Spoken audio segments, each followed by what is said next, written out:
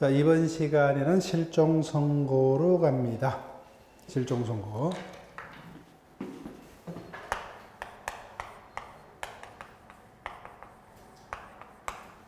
실종선고는 27조에서 29조에 걸쳐서 조문 3개가 있습니다. 자, 실종선고. 자, 실종선고라는 제도는 어떤 제도이냐? 자, 볼게요. 서울에서 주소를 두고 있는 갑이 주소지에 처도 있고 자식도 있습니다.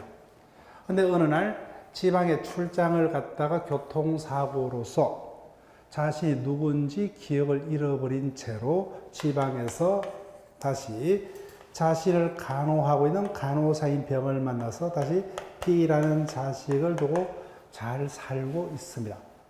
갑은 살았습니까? 죽었습니까? 살았죠. 그죠? 근데 자연인의 권리 능력의 소멸의 유일한 우리는 사망밖에 없죠. 근데 사망은 심장이 멎었을 때 시신을 확인을 해봐야 돼요. 근데 이와 같은 대원칙을 고집하는 순간 잔존 배우자의 재혼이 된 상속인의 상속된 엄청난 법적인 곤란한 문제를 야기합니다.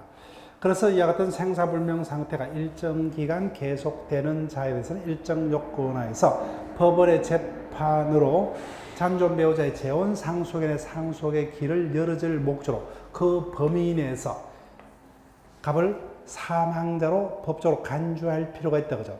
그에 의해서 인정되는 제도가 실종제도입니다. 자, 교재로 갑니다. 자, 실종선고의 요건 27조로 갑니다. 1항 부재자의 생사가 5년간 분명치 아니한 때에는 법원은 이해관계나 검사의 청구서 실종선고를 하여야 한다. 그죠? 즉 요건이 고비되면 법원은 반드시, 근데 실종 기간에 따라서 1항이냐 2항이냐가 달라집니다. 1항을 보통 실종이라 하고 2항요. 전지에 임한 자, 침몰한 선박 중에 있던 자, 추락한 항공기 중에 있던 자, 기타 사망의 원인이 될 위난을 당한 자의 생사가 전쟁 종지 후 침몰, 추락 기타 위난이 종료한 후 1년간 분명치 아니한데도 제1항과 같다.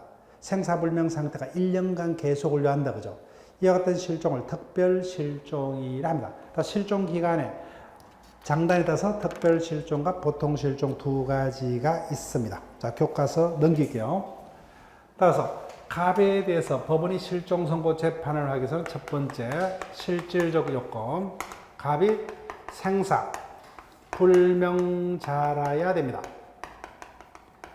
그 점에서 부재자하고 다르다. 그죠? 부재자는 재산 관리가 필요한 자이면 족하고 생사불명일 필요 없어요. 즉 이때 생사불명, 즉 한문 그대로 살아있음도 확인이 되지 않고 이미 사망이 확인된 자에게는 실종 선고할 수 없다. 그죠? 즉 양자 모두 불명이라 됩니다. 자, 그럼 그림을 볼게요. 갑의 생사를 알지 못하는 사람은 그림상 누구밖에 없어요? 을밖에 없죠. 병은 당연히 매일 같이 생활하고 있기 때문에 갑이 살아있으면 안다 모른다? 알죠. 그죠? 그 생사불명은 모든 자에게 생사불명일 필요 없죠. 누구에게라고 뭐죠? 절대다. 그죠? 생사불명은 절대적일 필요가 없다. 실종 선고를 법원에 청구하는 자와 재판을 하는 법원만 모르면 되죠. 그죠? 그래서 생사불명은 상대적 생사불명으로 족하다. 그죠? 즉 누구에게나 생사불명일 필요는 없다는 겁니다. 자, 그 다음 두 번째, 일정한 시간이 뭐요? 계속된다. 그죠? 실종 기간의 경과입니다. 보통 실종은 생사불명 상태가 5년 동안, 언제부터요? 최후의 살아있음이 확인이 된 때로부터. 그죠? 즉 최후의 소식시로부터 5년간 생사불명 상태가 계속이 되어야 하고, 그 다음에 특별 실종은 뭐요? 생사불명 상태가 1년간 계속이 되죠. 그죠? 1년간. 따라서 항공기 추락의 경우 뭐요? 추락한 때로부터 1년. 선박이 침몰한 때 뭐요? 침몰한 때로부터 1년. 전쟁이 끝난 때로 뭐요? 전쟁이 끝난 때로부터 생사불명 상태가 1년간 계속이 되어야 합니다. 자, 밑에 판례요. 왜 갑에 대해서 실종 선고 재판을 하고자 합니까? 갑을 법적으로 사망자로 다루기 위해서. 그죠? 그럼 이미 호적부에 사망자로 기재된 자는 법적으로 사망자로 추정되고 있죠. 그럼 그 자에게 재차 실종 선고를 할 필요가 있다 없다? 없다다 그죠? 없다. 그 다음에 두 번째, 실종 선고 재판이 있으면 그 선고 자체가 뭐예요? 취소되지 아니하는 그 효과는 번복이 안 됩니다.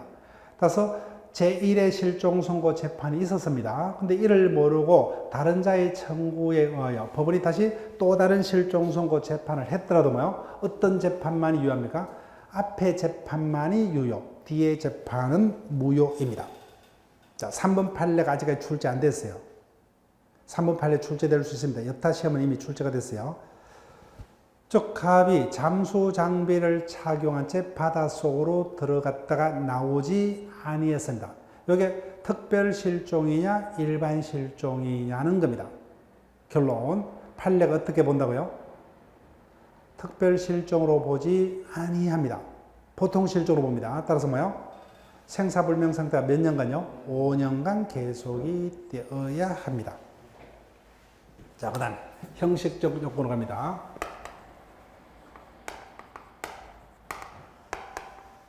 부재자 재산관리 명령 제도하고 똑같이 청구권자의 청구가 있어야 됩니다. 그래서 직권한 실종 선고 재판은 있을 수가 없습니다. 청구권자도 똑같아요. 이해관계인 또는 검사입니다. 그래서 검사는 똑같이 문제가 안 돼요. 이해관계인도 부재자 재산관리 명령 제도하고 똑같이 뭐요? 사실상 이해관계인은 포함되지 않고 법률상 이해관계, 즉 배우자, 상속인 이런 자들만이, 따라서 사실혼 배우자 이런 자들은요 실종 선고 청구자 될 수가 없습니다. 자, 문제는 여기서는 출제가 된다면 밑에 판례요. 실종 선고에서는 거의 매번 지문화되는 단골 주제 중에 하나입니다. 즉 갑에게 실종 선고 재판이 확정되면 법적으로 갑은 사망자로 간주가 되죠. 그럼 갑의 재산에 대해서는 상속이 개시됩니다. 상속은 순위에 따라서 오죠. 따라서 1순위자가 있다면 누구만이 상속받을 수 있다? 1순위자만이. 따라서 이하자들은 상속을 한 푼도 못 받죠. 그래서 1순위에 상속인이 있다면 누구만이 청구권자가 된다? 1순위자만이. 따라서 이하자들은 청구권자가 될 수 없답니다. 가장 단골적인 지문 중에 하나입니다. 그 다음 두 번째, 그래서 법원은 청구권자의 청구가 있으면은 이와 같은 사태에 빠진 자가 있을 수도 있다, 그죠? 즉, 다른 곳에 살아 있을 수도 있고, 이미 사망했을 수도 있죠, 그죠? 그래서 갑에 대한 실종 선고 재판에 청구가 있으면 법원은 갑에 대한 생사 여부를 알고 있는 자에게 그 사실을 법원에다가 신고할 것. 이와 같은 공시최고 절차를 6개월 이상 반드시 거쳐야 합니다. 근데 이와 같은 기간이 지나도록 갑에 대한 생사 여부에 대한 신고가 없죠. 그럼 법원은 반드시 갑에 대한 실종 선고 재판을 하여야 합니다. 필연적으로 해야 됩니다. 그래서 갑에 대해서 실종 선고 재판이 떨어졌습니다. 그러면 갑은 뭐예요? 사망자로 간주가 됩니다. 자, 그러면은 우리가 지난주에 배웠던 걸 들어볼게요. 간주와 추정은 그를 번복하기 위한 방법이 다르다 그랬죠. 추정은 어떻게 해요? 반대되는 사실만 입증하면 그 효과를 번복할 수가 있다. 근데 실종 선고는 간주기 때문에 추정과 달리 뭐예요?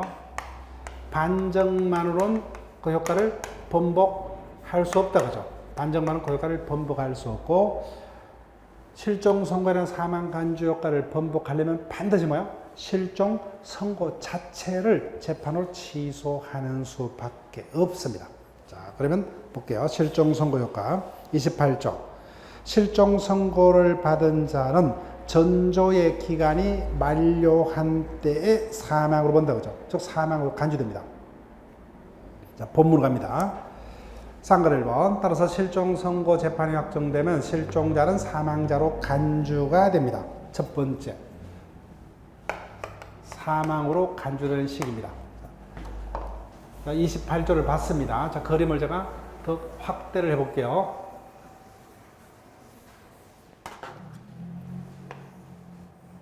자, 계산을 쉽게 하기 위해서 서울에 살고 있었던 갑이 00년 1월 1일부터 가족들에게 생사가 단절이 됐습니다. 보통 실종이니까 몇 년요? 5년이죠. 04년 12월 31일까지 계속해서 소식이 없어야 됩니다. 그런데 부인이 5년이 끝날 때서 바로 실종선고 재판을 청구하지 않아서 몇 개월은 기다려줬습니다. 그래서 05년 3월 10일자에 비로소 법원에다가 실종선고 재판을 청구를 했습니다. 여하튼 실종선고 재판이 청구가 있더라도 법원은 최소한 몇 개월은요, 6개월 이상의 공시채고 절차는 반드시 거쳐야 됩니다. 그래서 6개월간의 공시채고 절차를 거쳤습니다. 그래서 05년 9월 10일까지 공시채고를 했음에도 불구하고 신고자가 없어요. 그러면 뭐야? 실종선고 재판을 한다 그죠? 자, 그러면 이하든 실종선고 재판이 확정되면 갑은 사망자로 간주가 됩니다. 자, 그럼 요 네 가지죠. 언제 갑은 사망자냐? 자, 갑에 대한 실종선고 재판이 있으면 갑은 사망자가 됩니다. 자, 그때 언제 사망자로 간주가 됩니까? 1번부터 4번까지 몇 번이요? 예, 4번 하면 틀립니다. 실종선고 재판 시간이란 뭐야? 실종 기간이 만료한 때입니다. 언제요? 2번입니다. 2번. 따라서 실종 기간 만료시에요. 따라서 법원이 아무리 빨리 실종선고 재판을 하더라도 최소한 그로 인한 사망 여건은 뭐예요? 재판보다 항상 몇 개월은 앞서게 됐어요? 6개월은 사망 시가 뭐예요? 앞으로 소급합니다. 즉 사망 시점 뭐예요? 재판 시간이라 실종 기간이 만료한 때. 즉 5년이 끝나는 날이 사망입니다. 법적으로. 따라서 동그라미 1번요. 실종 선고를 받은 자는 재판 시간이라 뭐요?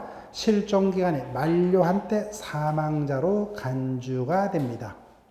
그 다음에 재판은 누구나 따라야 되죠. 따라서 재판의 사망 간주의 효과는 모든 자에게 사망자로 취급됩니다. 그 다음 2번요. 이 어떤 사망 간주 효과는 초전과 달리 반정만으로 그 효과를 번복할 수 없다 그죠? 이를 번복하려면 그 전제가 되는 실종 선고 자체를 취소해야 됩니다. 그래서 밑에 판례. 밑에 판례도 기억을 하셔야 돼요. 자, 여기 볼게요. 따라서 갑이 사망을 합니다. 그러면 갑의 재산은 상속인이 상속받죠. 상속인 A가 있습니다. 그런데 문제는 상속받으려면은 동시 사망 추후 설명을 드렸지만 최소 뭐요? 상속인이 사망자를 피상속이란다 그죠? 피상속인보다 최소한 오래 살아야 됩니다. 오래 살아야 돼요. 자, 한번 볼게요.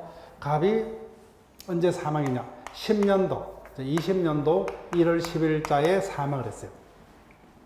자, 15년 할게요. 그런데 이자가 실종 선고 재판이 있었습니다. 언제 있었느냐? 19년 1월 10일자에 실종 선고 재판이 있었습니다. 일단 갑의 사망 시점에 A에 대한 실종 선고 재판이 없었죠. 실종 선고는 그 뒤에 있었습니다. 그런데 문제는 실종 기간은 언제 만료가 되었느냐? 10년도 1월 10일자에 실종 기간이 만료가 됐습니다.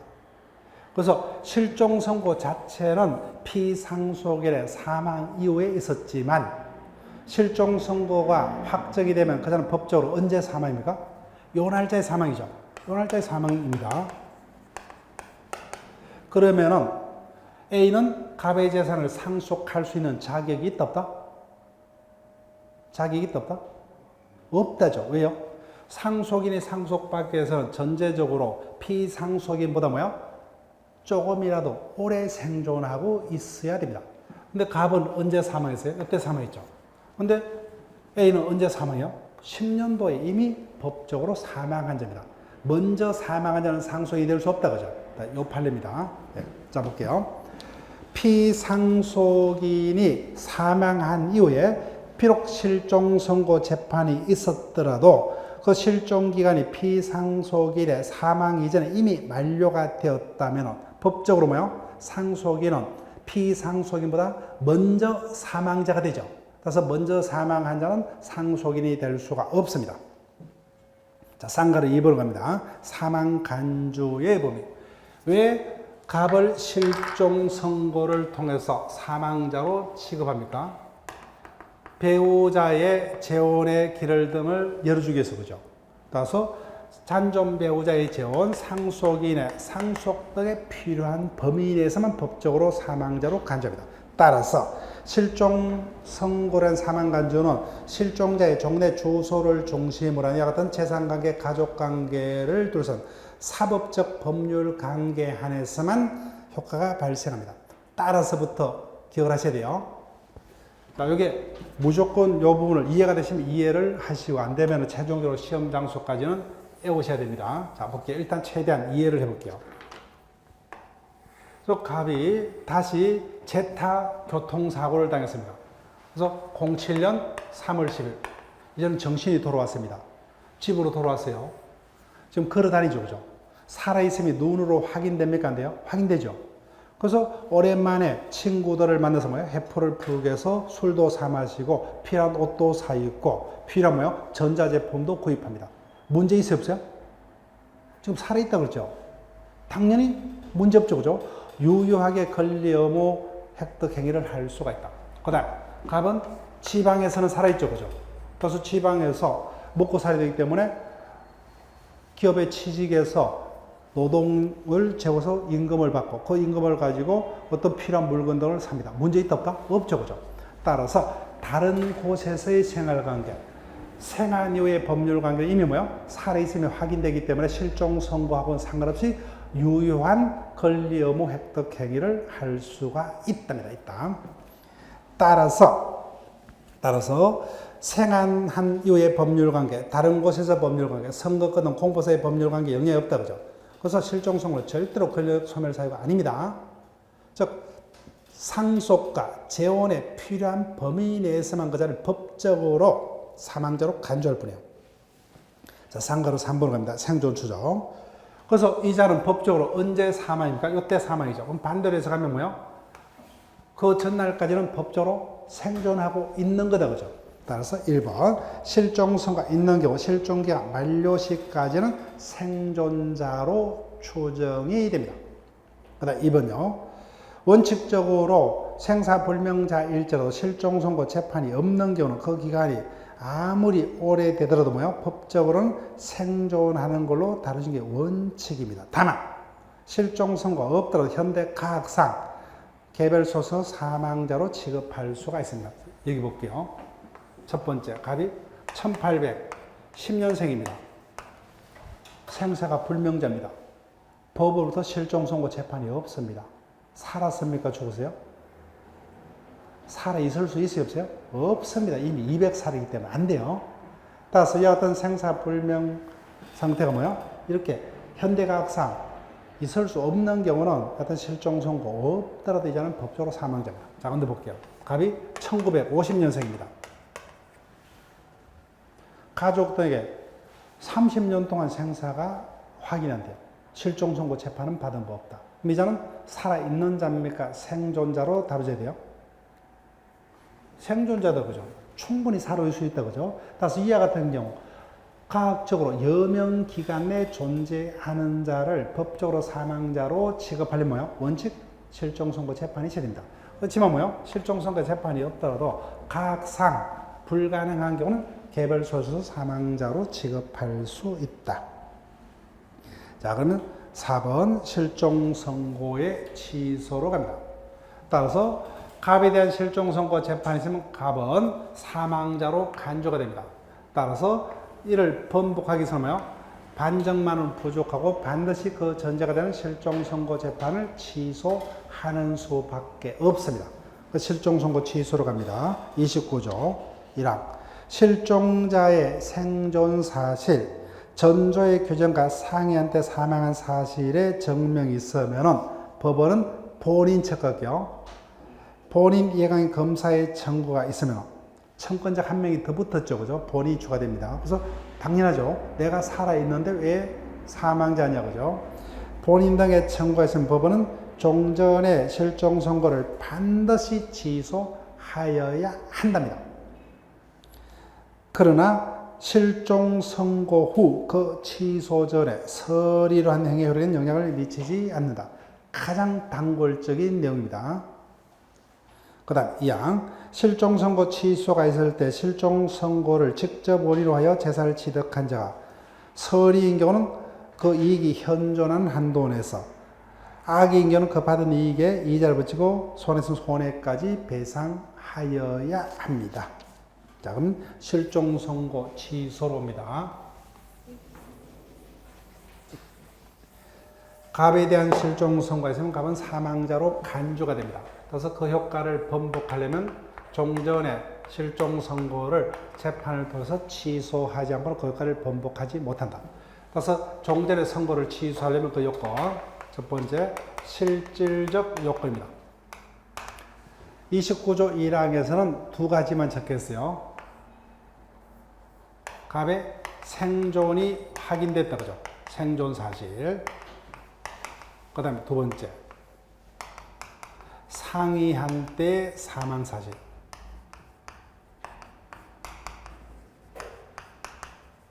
법적으로 갑은 실종기간이 만료한 때 사망자로 간주가 되죠. 근데 나중에 보니까 이때까지 소식이 왔어요. 이때 사망했음이 확인됐습니다. 그러면 상속인 등이 달라질 수 있다 그죠? 그래서 상이한 때 사망할 사실, 여기까지는 조문에서 언급합니다. 그런데 기산점 이후의 생존 사실, 이 부분은 조문이 없어요. 그렇지만 해석상 당연히 인정됩니다. 보통 실종은 몇 년간 생사불명 상태가 계속돼야 5년간. 근데 나중에 보니까 이때까지 소식이 왔어요. 생사불명 상태가 5년이 못 됐죠. 그러면 종전의 선고는 잘못된 겁니다. 따라서 이 여러 하나의 사유가 확인이 되면 실종 선고를 취소할 수가 있습니다. 교과서 볼게요. 실질적 요건, 실종자의 생존 사실, 상이한 때 사망한 사실, 기산점의 생존 사실 중 어느 하나가 확인이 되어야 합니다. 그 다음에 형식적 요건, 이와 같은 사유가 확인이 되었다고 하면 이를 이유로 청구권자가 법원에 대해서 실종선고 취소 재판을 청구해야 됩니다. 따라서 직권에 의한 실종선고 취소 재판은 없습니다. 근데 청구권자는 누가 한 명이 더 추가돼요? 본인이 추가된다 그죠? 실종선고 재판을 청구할 때는 이해관계인 검사 2명이었습니다. 취소는 뭐예요? 본인이 한 명 더 추가된다. 그 다음에 더 형식 요구서 단골 지문 요구요. 앞에서 실종선고 재판을 하려면은 공시최고 절차를 반드시 거쳐야 한다. 근데 취소 재판은 뭐예요? 공시최고 절차가 필요 없어요. 왜? 이미 이 어떤 반대 사실이 확인이 되었으므로 공시최고는 필요 없습니다. 그래서 공시최고는 그 요건이 아니다. 단골 지문 중에 하나입니다. 자, 그러면 효과로 갑니다. 실종선고 취소의 효과. 원칙요. 그러면 실종선고는 진실에 반하죠. 그죠? 그럼 실종선고가 잘못됐기 때문에 선고라는 효과는 없던 게 됩니다. 따라서 실종선고가 취소된 원칙, 선고라는 효과는 소급해서 무효가 됩니다. 여기까지는 기억하셔야 돼요. 자, 원칙. 실종선고란 법률관계는 소급해서 무효가 된다. 여기까지 확인을 부탁드릴게요. 자, 여기까지. 자, 그럼 개별적으로는 밑줄 끄지 마시고, 그럼 개별적으로 생존을 이유로 취소했다고 하죠. 그러면 가족관계, 재산관계가 선고 전 상태로 되돌아가고, 그 다음에 두 번째, 실제 사망 시점과 법적인 사망 시점이 다르다 그죠. 그때는 실제 사망 시점을 기준으로 다시 상속 등이 정해지고, 그 다음에 세 번째, 기산점 이후의 생존을 이유로 취소되면 일단은 뭐예요? 선고가 없던 상태로 되돌아갑니다. 근데 실제 소식이 끊긴 때로부터 뭐예요? 다시 또 5년이 지났다면 재차 필요하면 다시 실종선고 절차를 밟으면 됩니다. 자, 지금부터요. 시험 문제는 여기다 그죠? 예외. 자, 볼게요. 그래서 그림을 단순합니다. 즉, 갑에게 실종선고 재판이 있었습니다. 그래서 을이 그 재판을 믿고 병가 재혼을 했다. 그 다음에 상속받은 재산을 정액에 매매했습니다. 자, 원칙만 고집하면 어떻게 돼요? 이와 같은 실종 선고 이후에 모든 행위는 뭐예요? 다 없던 게 돼버려요. 없던 게 됩니다. 자, 그러면 엄청나게 법적 혼란을 일으킬 수 있다 그죠? 왜 이와 같은 것이 가능했냐? 처음부터 실종 선고가 제대로 이루어졌다면 이와 같은 사태는 있을 수 없겠죠, 그죠? 그래서 재판을 믿은 국민은 보호를 해야 되겠죠. 따라서 재판을 믿은 국민만 보호합니다. 따라서 예외적으로 뭐요? 실종 선고가 취소가 되더라도 그 행위는 보호될 필요가 있다 그죠? 누구면요? 재판을 믿은 자. 언제 재판이 있었죠? 실종 선고 재판이 있고 그 다음에 언제까지요? 그 취소 재판이 있기 전까지의 자들만 보호한다 그죠? 그래서 실종 선고 이후 그 취소 전에 이미 잘못됐으면 알고 있는 자는 보호를 할 필요가 없겠죠. 누구면요? 선의자다 그죠? 따라서 실종 선고 재판 이후 그 취소 전에 선의로 한 행위는 그대로 유효합니다. 자, 이 부분요. 아주 단골입니다. 자, 볼게요. 예외, 제목 밑줄 볼게요. 실종 선고 후 그 취소 전에 선의로 한 행위는 실종 선고가 취소되더라도 그대로 유효합니다. 따라서, 자, 요 물속입니다. 자, 제가 말로 해볼게요.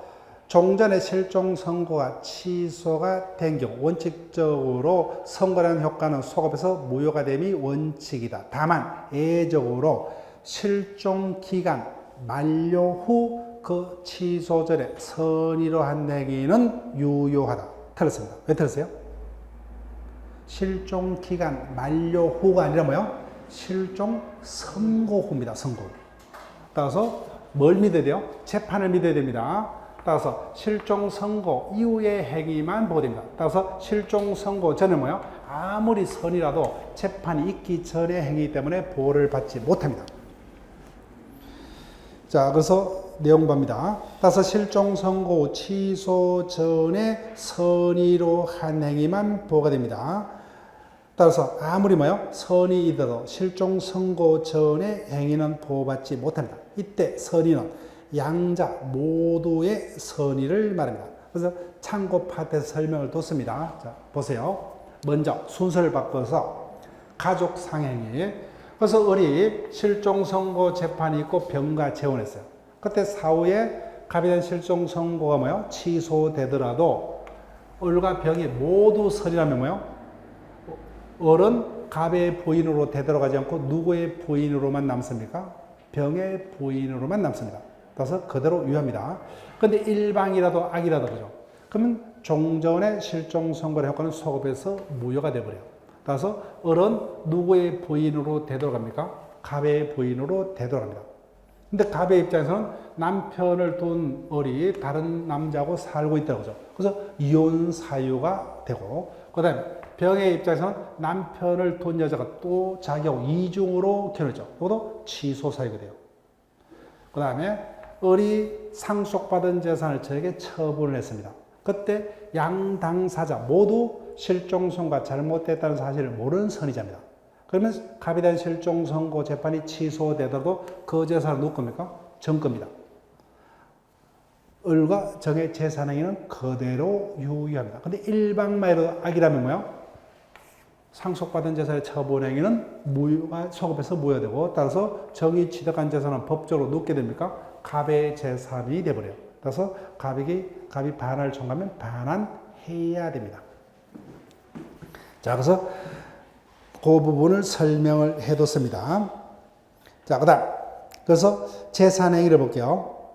실종자 갑의 재산을 을이 상속하여 벽에 양도한 경우에 양당사자 을, 병이 모두 선의인 경우는 종전에 갑에 대한 실종 선고 재판이 취소되더라도 뭐요?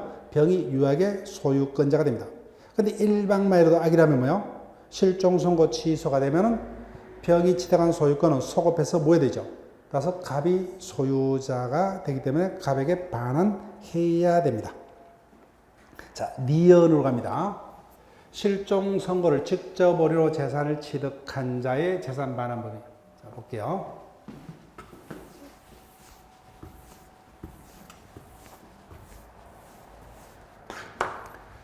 갑에 대한 실종 선고 재판이 있었습니다. 상속인은 을밖에 없어요. 그러면 갑에 대한 실종 선고 재판이 확정되면 1호, 2호로 그 갑의 재산 눕게 됩니까? 얻게 되죠. 그때 을이 상속받은 재산을 벽에 팝니다. 그러면 병은 갑의 실종 선고 재판을 직접 오려서 재산을 취득한 자입니까? 을이 갑의 실종을 직접 오려 재산을 취득한 것을 토대로 매매 등을 통해서 간접적으로 취득한 자요. 간접 취득한 자죠. 이자는 양자 모두 선일 때만 보호됩니다. 그런데 이자, 실종 선고를 직접 오려 재산을 취득한 자, 이자죠. 그죠? 사례가 뜨면 이자입니다. 그래서 요자 기억하시면 돼요. 이자는 갑에 대한 실종 선고 재판이 잘못됐음이 재판으로 취소되면 뭐요? 그 재산은 반드시 갑에게 되돌려줘야 됩니다. 그죠? 처음부터 상속이 없던 게 되죠. 따라서 이자가 취득한 재산은 법률상 원인이 없는 부당이득이 되어서 무조건 갑에게 반환돼야 돼요. 그 범위도 부당이득 반환 범위하고 똑같습니다. 그래서 우리 민법 마지막에서 부당이득 반환 범위를 배울 거예요. 그래서 다음 회차는 이 부분이 자동적으로 쉽게 읽힐 겁니다. 따라서 을은 반드시 되돌려야 돼요. 다만 그 반환 범위가, 자 볼게요. 교과서. 실종 선고 후 이를 직접 오려 재산을 취득한 자의 반환입니다. 자, 실종 선고를 직접 오려 재산을 취득한 자. 상속인이다, 그죠? 네, 상속인만 잠깐 기억하시면 돼요. 사령 당시 상속인이 뜰 거기 때문에. 상속인은 반드시 뭐요? 이전 실종 선고가 취소되면 상속이 없던 게 되죠. 따라서 그 재산을 무조건 반환해야 돼요. 다만 반환 범위는 부당이득 반환 범위하고 똑같습니다. 선의자는 현존하고 있는 이익만 반환됩니다. 따라서 뭐예요? 자기가 유언비동으로 탕진한 것은 반환할 필요가 없어요. 악의 자인 경우 뭐예요? 이미 잘못되는 것을 알고도 자기 것으로 소비했기 때문에 뭐예요? 현존 이익만이 아니라 받은 이익 전부 엔더커에서 이자를 붙이고 손해했으면 손해까지 배상을 해야 됩니다. 자, 옆에지. 다만 이와 같은 재산에 반환 의무 있는 자일지라도 실종 선고 취소하고 별도로 다른 원인, 우리가 물권법에서 배웁니다. 시효취득이라든지 선의취득 등 별도의 재산 취득 원인이 별도로 존재한다면 실종 선고가 취소가 되더라도 뭐요? 다른 원인에서 이미 자기 것이 됐기 때문에 반환할 필요가 없습니다. 자, 현존 이익은 쉽게 갑니다. 그래서 이자가 뭐요? 갑의 재산 1억 원을 상속받았어요. 이때 현존한다는 것은 뭐예요? 받은 이익을 뭐예요? 그대로 가지고 있다. 그건 당연히 현존한다, 그죠? 받은 이익을 그대로 가지고 있는 경우뿐만 아니라 그 돈으로 내가 자동차를 샀다, 그죠? 다른 물건으로 바꿨다, 그죠? 이같이 형태를 바꿔서 남아있는 것도 현존하는 겁니다. 그럼 뭐만? 쉽게 생각하면 뭐예요? 요것만 빼면 돼요. 이자가 유형비 등으로, 도박 등으로 탕진한 것만 빼고 뭐예요? 다 현존하는 겁니다. 따라서 을이 상속받은 돈을 가지고 생활비로 지출했다. 병원비로 썼다. 그죠? 그러면 원래는 상속받은 돈이 없다면 그 생활비, 병원비로 누구 돈으로요? 자기 돈으로 지출해야죠. 그만큼 뭐요? 상속받은 재산을 대신 썼기 때문에 상속받은 재산은 뭐요? 자기 돈으로 형태가 바뀌어서 남아있는 게 됩니다. 그럼 결론적으로 어떻게 계산하면 돼요? 유흥비 등으로 탕진한 것, 도박 등으로 탕진한 것 빼놓고 다 현존한다고 계산하시면 돼요. 자, 볼게요. 현존이익이란 받은 이익을 원형 그대로 가지고 있다든지 뭐요? 다른 물건으로 바꿔서 가지고 있는 것을 현존한다 그럽니다. 따라서 물려받은 돈으로 물건을 샀다, 그죠? 생활비로 대신 샀다. 학비로 지출다. 그러면 물려받은 재산이 자기 재산을 밖에서 남아있는 거죠. 다 현존합니다. 따라서 어렵게 갈 필요 없어요. 따라서 어떤 것만요? 셋째 줄. 음주, 도박 등으로 탕진한 거. 유언비로 썼다, 그죠? 이런 거 빼놓고는 다 이익이 현존하는 게 됩니다. 자, 그러면은 문제를 볼게요. 자, 1일 문제 보세요. 1일 문제. 매일 문제. 2번 문제. 실종 선고에 관한 설명으로 옳은 것은 1번. 실종 선고를 받은 실종자는 실종 선고 시에 사망한 것으로 본다. 틀렸죠? 선고 시간에는 뭐요? 실종 기간 만료 시다, 그죠? 그 다음 2번. 실종 선고가 있으면 사법상의 법률 관계뿐만 아니라 공법상의 법률 관계도 그 효과를 미친다. 틀죠, 그죠? 실종 선고로 인한 사망 간주는 재산관계, 가족관계 등 사법적 법률관계 한해서만 그죠? 즉 선거권은 공법상의 법률관계는 영향을 미치지 않습니다.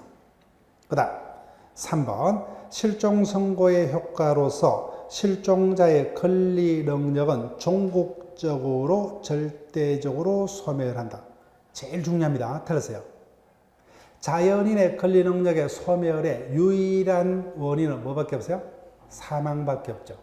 즉 실종 선고는 잔존 배우자의 재혼 등을 법적으로 해결할 목적으로 그 범위 내에서 법적으로만 사망자로 간주할 뿐 절대로 뭐요? 실종자의 권리 능력 소멸 사유가 아닙니다.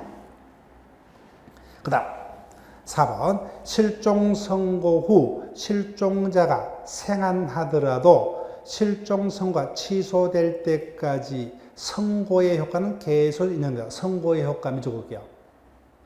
실종 선고라는 사망 간주의 효과를 번복하는 유일한 방법은 뭐밖에 없어요?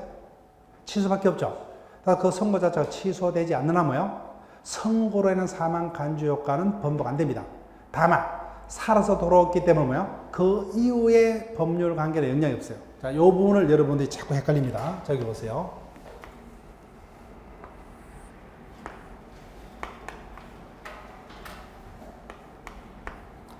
갑에 대한 실종 선고 재판이 있으면 갑은 요 날짜에 사망함으로 간주된다, 그죠? 근데 다시 재차 교통사고를 당해서 요때 돌아왔죠. 살아있으니까 뭐요? 걸어다닙니다. 걸어다니면서 필요한 옷도 사입고 친구들과 오랜만에 만나서 호프도 사 마시고 문제 있어요, 없어요? 없죠, 그죠? 유의한 권리 의무 획득 행위를 할 수가 있다. 근데 법적으로 뭐요? 요때 사망자로 간주가 되죠. 그래서 항상 이렇게 사망자인데 어떻게 이와 같은 행위를 하느냐, 그죠? 살아있잖아요, 그죠? 살아있습니다. 당연히 내가 가게 주의라면 물건 팔아요, 안 팔아요? 팔죠, 그죠? 따라서 생안위의 법률 관계는 눈으로 살아있음이 확인되기 때문에 그때부터는 뭐예요? 실종 선고하고 상관없이 유효한 권리 의무 행위를 할 수가 있습니다. 문제는 원래는 실종 선고 재판이 있기 전까지는 어른 누구의 부인이었어요? 갑의 부인이죠. 근데 이 시점을 기준으로 뭐예요? 갑이 사망자로 간주되기 때문에 어른 어떻게 돼요? 혼인관계가 소멸합니다. 그래서 배우자가 아닌 걸로. 그 다음에 이때까지는 그 재산이 다 누구 겁니까? 갑의 재산이죠. 근데 이 시점을 기준으로 그 재산은 누구 거로 바뀌었어요? 상속인 거로 바뀌었어요. 그 효과를 번복하는 방법은 뭐밖에 없다는 거예요? 선고를 취소치 않고는. 즉, 을을 다시 갑의 부인으로 되돌리고 상속인이 상속받은 재산은 뭐예요? 다시 갑의 재산으로 되돌리는 방법은 뭐밖에 없어요? 취소밖에 없다는 겁니다. 취소밖에. 그 내용입니다. 따라서 살아서 돌아온 이후에 생활관계는 뭐예요? 눈으로 살아있으면 확인되기 때문에 실종 선고하고 전혀 영향 없이 자동차도 유효하게 구입할 수 있고 호포도 사먹을 수 있다, 그죠? 다만 이 양의 선고로 인한 그 법적인 효과를 번복하는 유일한 방법은 선고를 취소하는 수밖에 없다, 그죠? 그 부분. 그 다음 5번 실종 선고가 취소되면은 실종 선고 후 선고가 취소되기 전에 실종자가 한 법률 행위는 그 효력을 잃는다. 자, 왜 틀렸습니까? 실종 선고 후 실종 선고가 뭐야? 취소되기 전에 실종자가 한 법률 행위는 효력을 잃는다. 자, 틀렸죠, 그죠? 실종 선고가 취소가 되더라도 실종 선고 후 취소 전에 선의로 한 행위는 영향을 미치지 않는다, 그죠? 엄격하게 말하면 틀렸어요. 그래서 가장 정확한 것은 4번입니다. 4번. 자, 그러면 다시 교과서로 옵니다.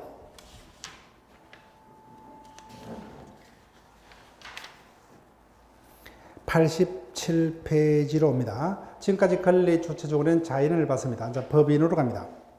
자, 법인은 누구냐?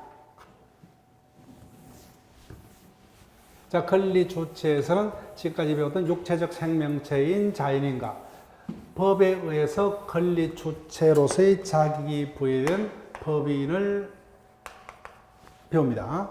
그래서 법이라면 뭐야? 한마디로 권리 주체 중 자연인이 아닌 나머지 자를 법인이란다. 근데 법인은 최종적으로 뭐요?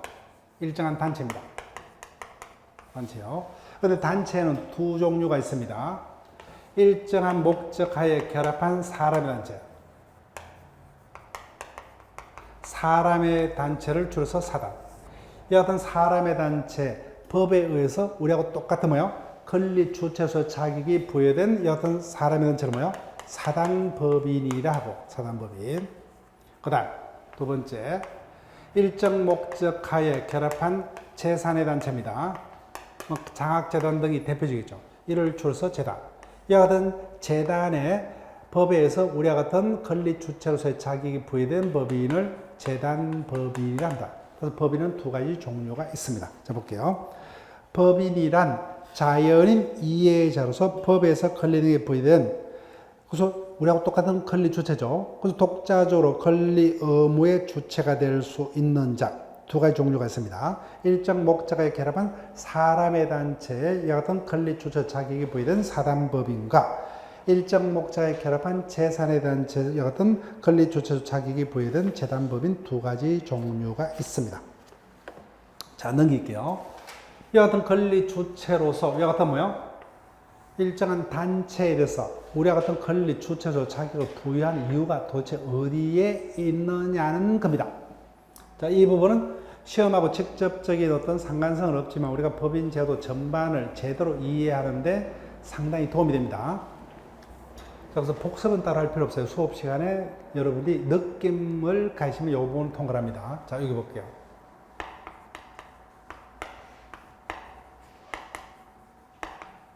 축구 동호회가 있습니다. 그럼 축구 동호회는 단체입니다. 그죠? 단체인데 사단입니까? 재단이요?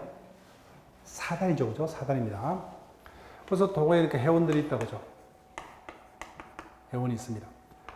그래서 회장단을 두고 회원들의 회비로 뭐지 뭐요? 재산을 가지고 실질적으로 사회에서 이 같은 단체로서의 활동을 합니다. 그래서 이 같은 단체가 단체로서 활동을 하려면 필요한 활동이 뭐 대회도 열고 뭐요? 야유회도 하고 친목 등을 해야 등 하겠죠. 그래서 이와 같은 축구 동호회가 그 같은 야유회, 어떤 축구 대회 등을 개최하기 위해서 A로부터 외상으로 물건을 구입해서 썼습니다. 그런데 문제는 이 같은 약속이 제대로 실현되면 법적인 분쟁은 없다. 그죠? 결론은 빌린 돈을 안 갚았습니다. 외상 대금을 갚지 않았다. 그럼 A는 외상 대금을 받을 수 있는 권리자죠. 그때 자신의 권리를 실현하기 위해서 그 상대방을 누구로 해야 되느냐가 합니다.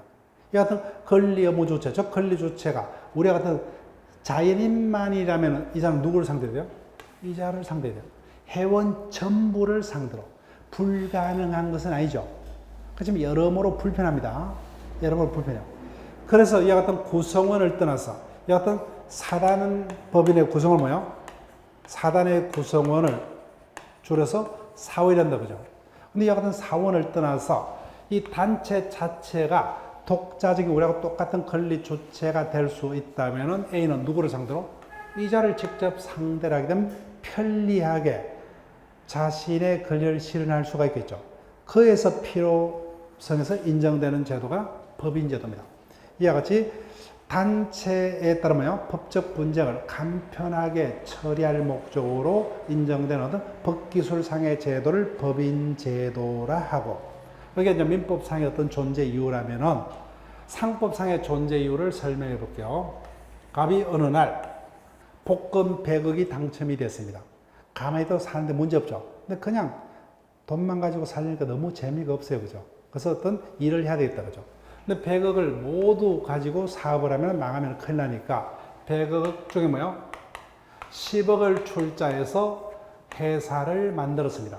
그래서 회사가 더욱더 잘 굴러가면 뭐요? 재벌이 되겠지만 뜻하지 않게 회사가 망했습니다.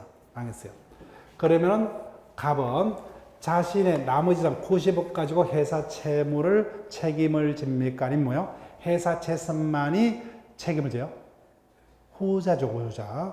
저기와 같이 내가 어떤 회사 등을 경영하는 사업의 위험에 따른 법적 책임 뭐요?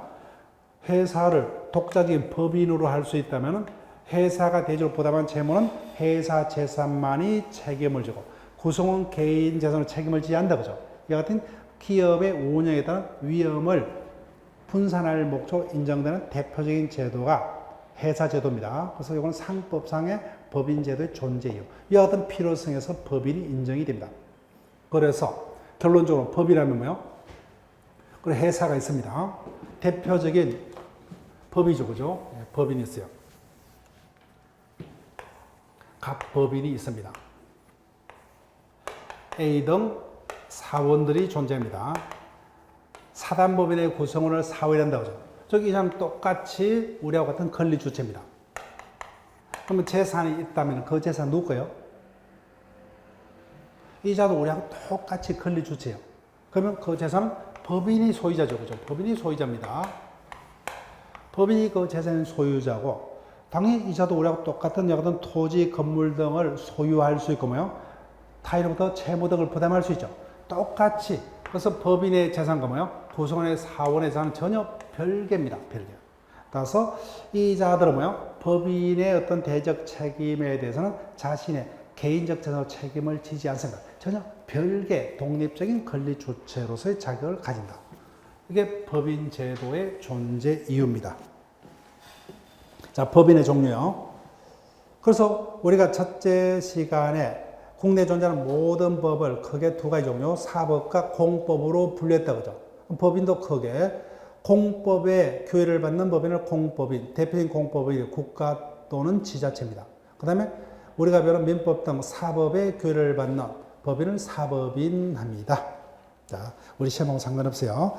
자, 그 다음에 영리법인과 비영리법인, 요거는 지문화될 수가 있습니다. 자, 한 줄만 기억하시면 돼요. 자, 39조를 보니까 이렇게 되어 있죠. 영리를 목적으로 하는 사단은 상사 회사 설립의 조건에 따라 이를 법인으로 할 수 있다. 이양 전항의 사단 법인은 모두 뭐요? 상사 회사에 관한 규정을 준용한다. 이렇게 되어 있습니다. 자, 법인은 뭐요? 크게 다시 영리를 목적으로 설립된 법인을 영리법인. 나머지 뭐요? 영리 아닌 학술 등 영리 아닌 비영리 사업을 목적으로 설립된 법인을 비영리법인이라 합니다. 근데 문제는 뭐요? 비영리법인에 대해서는 민법에서 교육을 하고 있고, 영리법인은 뭐요? 민법에 대한 특별법인 상법에서 교육을 합니다. 그래서 영리법인은 우리 시험 범위가 아니에요. 근데 문제는 영리법인이 되려면 어떠한 요건을 구비를 해야 되느냐? 현행법상 영리법인이 되려면 쉽게 말하면 뭐요? 법인이 대적으로 영리활동을 해서, 즉 쉽게 말하면 장사를 해서, 그죠? 그로 인한 수익이 생기면 그 수익을 구성원에게 분배할 의도로 설립된 법인을 영리법인 그럽니다. 그래서 현행법상 영리법인이 되려면 저만 적습니다. 첫 번째 뭐요? 대외적인 영리 행위를 합니다. 따라서 구성원들끼리 뭐요? 서로서로 상부상조하는 어떤 신용협동조합 이런 것들은 영리법인이 될 수가 없어요. 그래서 영리행위라니까 이익이 생기죠. 그 이익을 법인 자신이 독차지할 의도가 아니라 그 이익을 뭐요? 구성원에게 분배할 의도로 설립된 법인만이 현행법상 영리법인이 될 수 있다. 그럼 영리법인이 되려면 그 법인의 구성원이 존재해야 되죠. 근데 법인은 두 가지 종류가 있다는 거죠.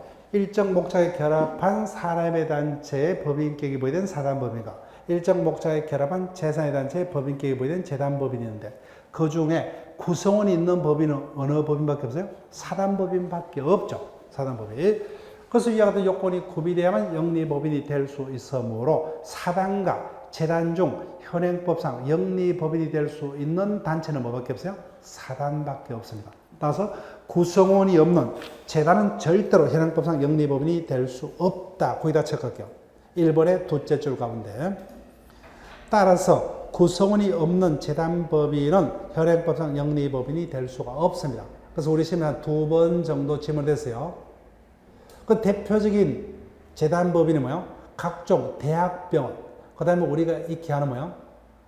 즉 현대의 아산병원 거죠. 그 다음에 삼성병원, 이런 것들이 대표적인 재단입니다.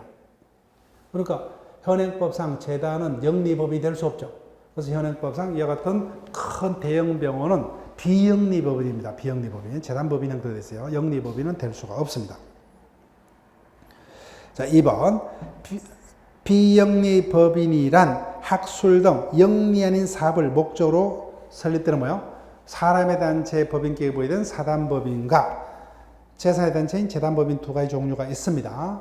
따라서 영리법인은 사단법인만이 가능하지만 재단법인은 사단, 재단법인 다 가능하다 그죠. 다만 이 같은 비영리법인도 본질에 반하지 않는 부수적 영리활동은 할 수 있답니다. 있다. 자, 어떤 거냐면은, 자, 볼게요.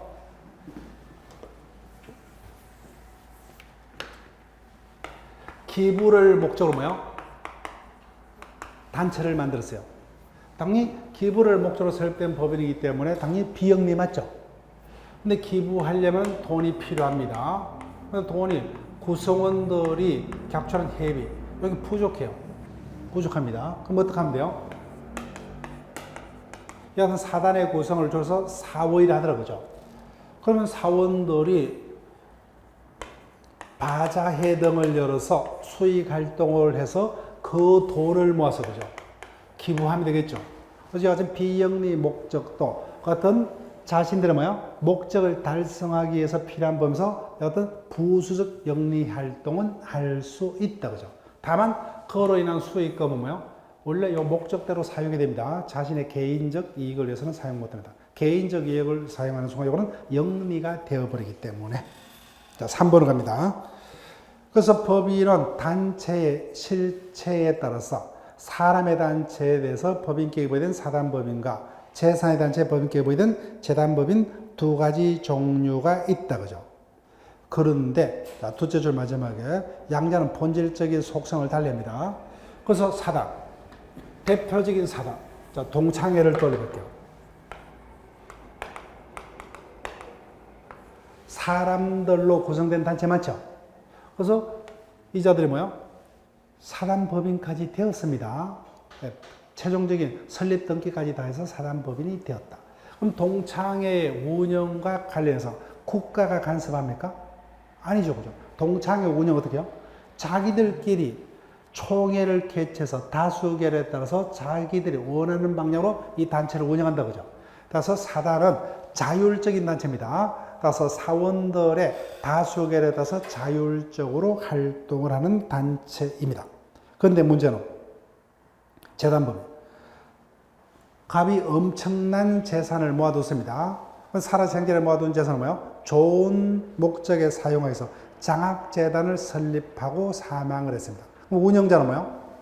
자기 멋대로 그 장학재단을 운영할 수 없고 반드시 누구의 뜻에 따라서 설립자의 뜻에 따라서 그죠. 따라서 재단법인은 속성상 뭐예요? 설립자의 의사에 따라서 운영될 수밖에 없는 타율적 성격의 법이 됩니다. 그래서 이 같은 양자의 근본적인 차이점을 쭉 도표로서 정리를 해뒀습니다. 옆에지.